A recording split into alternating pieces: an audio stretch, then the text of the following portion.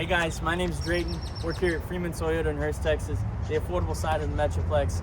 Wanted to go over what Toyota's Safety Sense was and what it is, how it helps you, and the standard key features and how it comes on every single new Toyota. With Toyota Safety Sense 2.5, you're going to get 5 key features that come standard all the way from 2.5 all the way up to 4.0. You just get upgrades whenever you do that. Now in 2.5, you get pre-collision, Toyota pre-collision. It's going to help you stop before you get to that car in front of you that you're going to crash into. With pedestrian detection, you're going to get lane departure alert. That helps you with maybe, you don't use your turn signal. That's going to help you keep in that lane.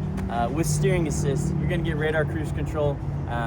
Many of you know what that is. You're going to get automatic high beams, and then you're going to get a lane tracing assist that goes hand in hand with lane departure alert. These are all super cool new features that come standard from the Corolla all the way up to the Tundra.